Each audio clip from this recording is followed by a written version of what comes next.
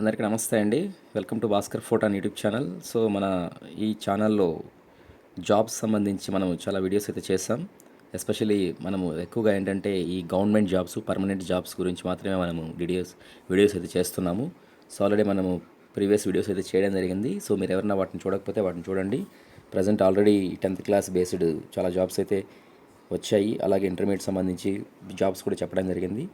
So అలాగే మళ్ళీ మనం డిఫరెంట్ జాబ్స్ అయితే ఇన్ఫర్మేషన్స్ ఇస్తున్నాము. సో ఇదే ఫస్ట్ టైం అయితే మన ఛానల్ ఎవరైనా చూస్తుంటే సో మన ఛానల్ని సబ్స్క్రైబ్ చేసుకోండి, ఫాలో అవ్వండి. మరిన్ని అప్డేట్స్ మీకు టెలిగ్రామ్ గ్రూప్లో వస్తాయి. మీరు టెలిగ్రామ్ గ్రూప్లో కూడా జాయిన్ అవ్వండి. డిస్క్రిప్షన్ బాక్స్లో మీకు టెలిగ్రామ్ గ్రూప్ అనేది ఉంటుంది. సో మీరు అందులో కూడా జాయిన్ అవ్వండి. సో ఇప్పుడు మనం డీటెయిల్డ్గా నోటిఫికేషన్కి అయితే వెళ్తున్నాము. సో చూడండి, ఇక్కడ డీటెయిల్డ్గా మనకేంటంటే CCMB అనమాట, centre for cellular and molecular biology.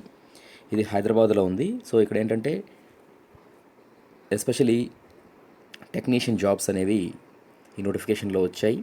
So వీటికి సంబంధించి మనము డీటెయిల్డ్గా చూస్తాము. ఎన్ని నెంబర్ ఆఫ్ జాబ్స్ ఉన్నాయి, అలాగే వాటి క్వాలిఫికేషన్స్ ఏంటి, ఎలా అప్లై చేసుకోవాలి అనే కంప్లీట్ డీటెయిల్స్ అయితే మనం ఇస్తున్నాము. సో ఖచ్చితంగా మీరు చూసి అప్లై చేయండి. ఎందుకంటే తెలుగు రాష్ట్రంలో ఉన్నటువంటి అందరికీ కూడా ఇది బెనిఫిట్ అనమాట. ఎందుకంటే హైదరాబాద్లోనే పోస్టింగ్ ఉంటుంది. ఫ్యూచర్లో ఒకవేళ ఆంధ్రప్రదేశ్ కూడా మార్చుకునే అవకాశం కూడా ఉంటుంది కొంతమందికి, ఎవరైనా అలా ఉంటే అవకాశం ఉంటే. సో ఇక్కడ మనం నోటిఫికేషన్ చూస్తున్నాం. చూడండి, యాక్చువల్గా మీకు date of commencement of the online examination, online application వచ్చి 8th ఫిబ్రవరి అనమాట. సో 8th మార్చ్కి మీరు ఆన్లైన్లో అప్లై చేసేయాలి. సో తక్కువ టైమే ఉంది కాబట్టి వెంటనే అప్లై చేయండి. అలాగే హార్డ్ కాపీ ఎప్పుడు రిసీవ్ అంటే 18th మార్చ్ అనమాట. సో 18th మార్చ్కి మీరు హార్డ్ కాపీ పంపించేసేయాలి.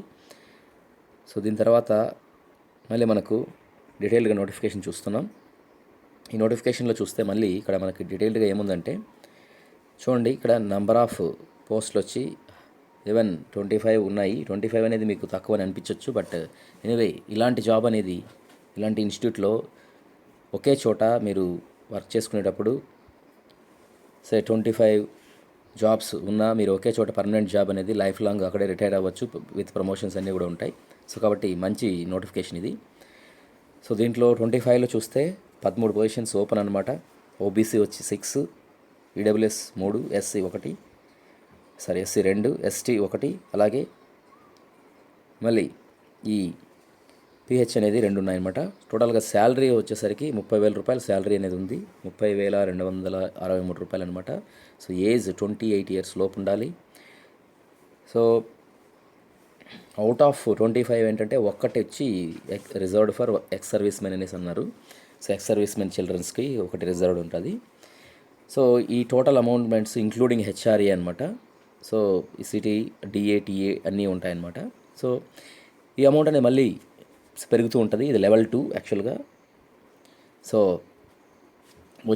ఉన్నటువంటి పోస్ట్ అయితే మనకు టెక్నీషియన్. సో ఇంకా డీటెయిల్డ్గా మనం క్వాలిఫికేషన్స్ అన్నీ కూడా చూస్తాం. సో చూడండి, యాక్చువల్గా ఇక్కడ ఏంటంటే మళ్ళీ మనకు క్వాలిఫికేషన్ చూస్తే టెక్నీషియన్లో 1 పొజిషన్ ఉంది. దీని క్వాలిఫికేషన్ ఏంటంటే 10th. సో 10th ఉండాలి. అలాగే ప్లస్ ITI అనేది ఉండాలి. ITI in health, safety or environment లేదా నేషనల్ లేదా స్టేట్ సంబంధించినటువంటి సర్టిఫికెట్ అనేది క్లియర్ చేసి ఉండాలి. లేదా 2 years సేఫ్టీ అండ్ ఎన్విరాన్మెంట్కి సంబంధించినటువంటి 2 years ఫుల్ టైమ్ ఎక్స్పీరియన్స్ ఉన్నటువంటి అప్రెంటిస్షిప్ ట్రైనింగ్ అనేది తీసుకోండాలన్నమాట. సో ఇది ఫస్ట్ వన్. అలాగే మళ్ళీ ఇక్కడ 3 పొజిషన్స్ ఉన్నాయి. ఇది చూడండి, ఈ 3 పొజిషన్స్ ఏంటంటే టెక్నీషియన్స్ 3 పొజిషన్స్. వీటిలో ఏంటంటే SSC 10th అనేది qualification with marks which is obtained in ITI అనమాట. సో ITI సర్టిఫికేట్ అనేది especially in the trade of lab అసిస్టెంట్గా ITIలో సర్టిఫికేట్ అనేది ఉండాలి. ఇది లేకపోతే ఏదైనా ఒక కెమికల్ కంపెనీలో నేషనల్ లేదా స్టేట్లో సర్టిఫికేట్ అయినా తెచ్చుకోండాలి. సో ఇది యాక్చువల్గా 3 పొజిషన్స్ ఉన్నాయి. అలాగే మళ్ళీ ల్యాబ్ అసిస్టెంట్స్కి ఇంకొక 2 years కోర్స్ అనేది కూడా ఎలిజిబిలిటీ ఉంది. ఇంకొకటి ఏంటంటే మళ్ళీ టెక్నీషియన్ ఇంకొక 1 పొజిషను. అదేంటంటే SSC లేదా 10th సంబంధించి 2 years ఫుల్ టైమ్ సర్టిఫికేట్ అనేది ఉండాలి. మళ్ళీ అదేంటంటే నర్సింగ్లో చేసి ఉండాలి. ఓకే, సో నర్సింగ్లో సర్టిఫికేట్ అనేది 2 years ఉండాలి. సో అలాగే మళ్ళీ మనకు చూస్తే ఇక్కడ టెక్నీషియన్స్లో నెక్స్ట్ 2 పొజిషన్స్ ఉన్నాయి. వీటిలో ఏంటంటే SSC లేదా 10th క్లాస్ అనేది కంప్లీట్ చేసి ITI అనేది ఉండాలి. Okay, ITI certificate in the veterinary science లేదా అనిమల్ హౌస్లో అనమాట, లేదా 2 years full time training, full time experience in the training of veterinary science లేదా అనిమల్ కోర్స్. అంటే వెటర్నరీ సైన్స్లో ఎవరైతే డిప్లొమా చేస్తున్నారో వాళ్ళకు కూడా ఎలిజిబిలిటీ అనేది ఉంటుంది. ఓకే, సో ఇది మీరు దృష్టి పెట్టుకోండి. వెటర్నరీ సైన్స్లో డిప్లొమా వాళ్ళకు కూడా ఇది ఎలిజిబిలిటీ అయితే ఉంటుంది. సో ఇది టెక్నీషియన్ జాబ్స్కి 2 పొజిషన్స్ ఉన్నాయి. సో అలాగే మళ్ళీ ఇక్కడ టెక్నీషియన్స్ నెక్స్ట్ వన్ చూస్తున్నాం. ఇది కూడా 2 పొజిషన్స్లో. వీటిలో ఎక్స్పీరియన్స్ ఏంటంటే ఐటీఐ ఉండి ఎలక్ట్రానిక్స్ లేదా మెకానికల్ లేదా ఇన్స్ట్రుమెంటేషన్లో ఉండాలి. ఐటీఐలో మనం చూస్తున్నాము. సో దీంట్లో ఏంటంటే ఎలక్ట్రానిక్స్ లేదా ఇన్స్ట్రుమెంటేషను, మెకానికల్ అనమాట. ఓకే, సో లేదా నేషనల్లో కానీ ఏదైనా సర్టిఫికేట్ కూడా తీసుకున్నా సరిపోద్ది. మళ్ళీ మనము ఇక్కడ నెక్స్ట్ నోటిఫికేషన్ చూస్తున్నాం. టెక్నీషియన్లో మళ్ళీ ఇక్కడ ఇంకొకటి హార్టికల్చర్లో కూడా ఉందన్నమాట. సో చూడండి, హార్టికల్చర్లో కూడా మీకు పోస్టింగ్స్ అనేవి ఉన్నాయి. 10th క్లాస్ ప్లస్ హార్టికల్చర్ అనమాట. లేదా ఐటీ అయినా ఉండాలి, లేదంటే డిప్లొమా టైప్ హార్టికల్చర్ అయినా ఉండాలి. సో తర్వాత మళ్ళీ ఇక్కడ టెక్నీషియన్స్ ఇంకొకటి చూస్తే ఎస్ఎస్సి లేదా 10th క్లాస్ తీసుకున్నారు ఇక్కడ. సో దీనికి ఏంటంటే ప్లంబర్, ఐటీఐలో ప్లంబర్ లాంటి కోర్సెస్ ఉండాలి, రైట్. సో అలాగే ఇంకొక జాబ్ ఏంటంటే ఇంకొక టెక్నీషియన్ 2 పొజిషన్స్ ఉన్నాయి. వీటిలో ఏంటంటే ఐటీఐ అంటే 10th క్లాస్తో పాటు ఐటీఐ ఇన్ ఎలక్ట్రీషియన్ అనమాట. సో ఎలక్ట్రీషియన్ చేసిన వాళ్ళు కూడా ఎలిజిబిలిటీ అనేది ఉంది. సో ఈ విధంగా ఏంటంటే మనకు నోటిఫికేషన్, ఇంకా మనకు డీటెయిల్గా నోటిఫికేషన్లో చూస్తున్నాం. ఇదేంటంటే ఇక్కడ ఇది ITI 10th class ITI in mechanical లేదా రెఫ్రిజరేషన్ లేదా ఎయిర్ కండిషన్ అనమాట. సో ఇది మీకు ఏదైతే సూట్ అవుతుందో దానికి మాత్రం మీరు అప్లై చేసుకోవాలి. సో ఇంకొకటి టెక్నీషియన్ ఇక్కడ 1 చూస్తే 10th క్లాస్తో పాటు ఐటీఐ ఇన్ ట్రేడర్, ఫిట్టర్ అనమాట. ఫిట్టర్కి కూడా మీకు ఎలిజిబిలిటీ ఉంది. సో ఎలిజిబిలిటీ ఉన్న వాళ్ళు మీరు అప్లై చేసుకోవచ్చు. ఇంకోటి ఏంటంటే ఇలాగే 10th ఐటీఐ ప్లస్ టర్నర్ అనమాట. ఓకే, ఇవి మీకు ఉంటే మీరు అప్లై చేసుకోండి. ఇవన్నీ 1-2 పోస్టులు ఉన్నా మీరేం వరి అవ్వాల్సిన పని లేదు. సో ఇక్కడ చూడండి, ఇక్కడ 9 పొజిషన్స్ ఉన్నాయి. ఈ 9 పొజిషన్స్లో ఏంటంటే ఇక్కడ computer operator and program assistant అనమాట.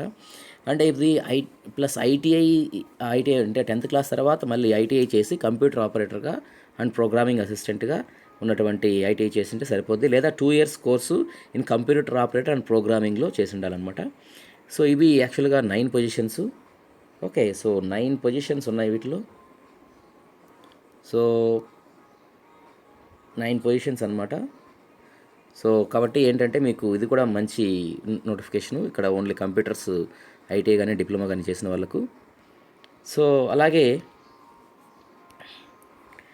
బెనిఫిట్స్ ఇక్కడ మనకు డీటెయిల్గా ఆల్రెడీ ఇది చెప్పాం. ఇంకా మనకు ఎక్స్ట్రా బెనిఫిట్స్ కూడా ఇక్కడ మెన్షన్ చేయడం జరిగింది. అంటే పెన్షన్స్, అలాగే లీవ్, ట్రావెల్ కన్సెషన్స్, అలాగే ఇంకా పర్సనల్ కంప్యూటర్ అడ్వాన్సెస్, ఇలాంటివి ఇవన్నీ బెనిఫిట్స్ సెంట్రల్ గవర్నమెంట్లో చాలా జాబ్ బెనిఫిట్స్ ఉంటాయి. సో ఇంకా డీటెయిల్డ్గా మళ్ళీ చూస్తున్నాం మనం ఎలా అప్లై చేయాలి దీనికి సంబంధించి చూస్తాం. హైదరాబాద్లోనే పోస్టింగ్ కాబట్టి మీకు అంతా బాగుంటుంది.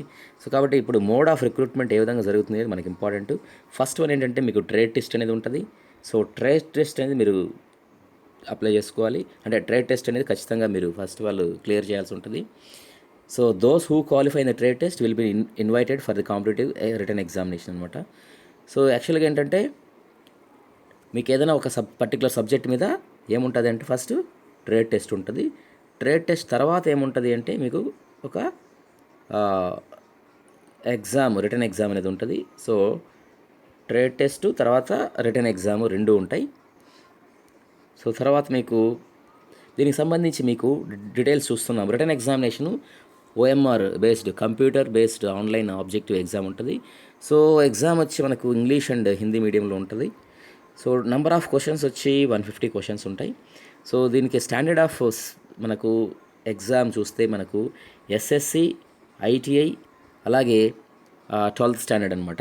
ఎస్ఎస్సి ప్లస్ ఐటీఐ లేదా 12th స్టాండర్డ్, దీంట్లో సిలబస్ అనేది ఉంటుంది. సో ఎన్ని నెంబర్ ఆఫ్ క్వశ్చన్స్ ఉంటాయి అని చూస్తే మనకు పేపర్ 1 వచ్చి 50 క్వశ్చన్స్ ఉంటాయి. దీంట్లో 50 క్వశ్చన్స్ ఏంటంటే మెంటల్ అబిలిటీ అనమాట. Mental ability consist of intelligence, aptitude, reasoning, problem solving and situation judgement.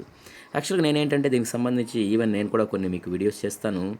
So మీకు ఖచ్చితంగా అయితే యూజ్ అవుతాయి. సో ఈ general intelligence, quantitative aptitude, reasoning, problem solvings, situation judgement, ఇవి దీనికి సంబంధించి మనం చేస్తాం. సో మీరు మన ఛానల్లో కూడా మీరు వాటికి సంబంధించి కూడా చూసుకోండి. సో పేపర్ 2కి వచ్చేసరికి మీకు మళ్ళీ జనరల్ అవేర్నెస్ అలాగే లాంగ్వేజ్ ఉంటుంది. సో జనరల్ అవేర్నెస్ ఉంటుంది, లాంగ్వేజ్ ఉంటుంది. ఇక్కడ మనకి ఒకటి మీకు అబ్జర్వ్ చేస్తే ఈ మెంటల్ అబిలిటీ టెస్ట్కి నెగిటివ్ మార్క్స్ అనేది లేవు. బట్ పేపర్ 2లో ఇక్కడ ఏంటంటే 1 negative mark for every wrong answer అన్నారు. సో అంటే ఇక్కడ ఏంటంటే ప్రతి క్వశ్చన్ మీకు ఏంటంటే 3 మార్క్స్ కాబట్టి 1/3 అనేది నెగిటివ్ మార్క్ అనమాట పేపర్ 2లో. సో జనరల్ అవేర్నెస్కి, ఇంగ్లీష్కి. అలాగే పేపర్ 3 వచ్చి కన్సర్న్ సబ్జెక్టు. ఇది ఏంటంటే ఇది ఏ పర్టికులర్ సబ్జెక్ట్ ఉంటే ఆ పర్టికులర్ సబ్జెక్ట్ సంబంధించి మీరు వెటర్నరీ కావచ్చు, లేదా ఫిట్టర్ కావచ్చు, లేదా ఎలక్ట్రికల్ కావచ్చు, లేదా ఏదైనా హార్టికల్చర్ కావచ్చు, దానికి సంబంధించి ఉన్నటువంటి సబ్జెక్ట్లో మళ్ళీ మీకు 50 క్వశ్చన్స్ ఉంటాయి. So anyway 30,000 salary. So 10th class plus ITI లేదా డిప్లొమాతో వస్తున్నప్పుడు మీరు ఇలాంటి అడ్వాంటేజ్ మీరు ఉంటుంది. సో కాబట్టి కొంచెం జాగ్రత్తగా మీరు ప్లాన్ చేస్తే మీకు జాబ్ అనేది వచ్చేస్తుంది. సో అలాగే ఈడబ్ల్యూఎస్ సంబంధించి మీకు ఎవరికైనా సర్టిఫికేట్ కావాలంటే కూడా తీసుకోండి అనేది మెన్షన్ చేశారు. సో ఇది యాక్చువల్గా మీకు ఈడబ్ల్యూఎస్ లేని వాళ్ళు తీసుకోండి. సో ఇంకా డీటెయిల్స్ ఏంటంటే ఎలా అప్లై చేయాలి అనేది అంటే మీకు వెబ్సైట్లో కంప్లీట్గా మీకు డీటెయిల్స్ అనేది ఇవ్వబడ్డాయి. సో వెబ్సైట్లో ఏంటంటే మీకు ఈ CCMB అనేటువంటి వెబ్సైట్లో మీరు వెళ్ళి ఈ ఆన్లైన్లో అప్లికేషన్స్ అవైలబుల్ అనేది ఉంటుంది. సో మార్చి 8 లోపల మీరు అప్లై చేయాల్సి ఉంటుంది. సో తొందరగా అప్లై చేయండి, లాస్ట్ రష్ వద్దు. సో ఇంకోటి ఏంటంటే మీకు ఫీజ్ డీటెయిల్స్ సంబంధించి చూస్తే ఫీజ్ డీటెయిల్స్లో candidates belong to SC ST లేదా ఉమెన్ లేదా PH లేదా CSIR ఎంప్లాయీస్ అందరూ కూడా ఫీజు అనేవి ఏం లేదు. ఓన్లీ OC కేటగిరీ చెందిన వాళ్ళు మాత్రమే 100 రూపీస్ అనేది ఫీజు అనేది చేయాలి. అలాగే అంటే ఇక్కడ ఉమెన్ అనేది ఉంది, బట్ ఉమెన్ కూడా ఎగ్జామ్టెడ్ ఈవెన్ ఓసీలో ఉన్నా కానీ ఇప్పుడు ఏంటంటే ఈ PH ఉన్నా లేదా SC ST లేదా ఉమెన్ అయితే లేదు. బట్ ఓసీ కానీ బీసీ కానీ మీరు పే చేయాలి ఒకవేళ జెంట్స్ అయినప్పుడు, రైట్. సో ఇది ఫైనల్గా మీరు అప్లికేషన్ మళ్ళీ ఏం చేయాలంటే అప్లికేషన్ ఫిల్ చేసిన తర్వాత మళ్ళీ మీరు కంప్లీట్ డీటెయిల్స్ అనేవి మీరు ఈ 18th మార్చ్ కల్లా మీరు హైదరాబాద్కి పంపించాల్సి ఉంటుంది. అడ్రస్కి, CCMBకి అడ్రస్కి. దానికి సంబంధించిన అడ్రస్ డీటెయిల్స్ యాక్చువల్గా ఇక్కడ ఇవ్వడం జరిగింది. సో ఇది యాక్చువల్గా మీకు ఉన్నటువంటి ఈ అడ్రస్కి అయితే మీరు పంపించే application for the post of అని ఇచ్చారు కదా. సో రిక్రూట్మెంట్ సెక్షన్కి ఈ అడ్రస్కి మీరు పంపించాల్సి ఉంటుంది.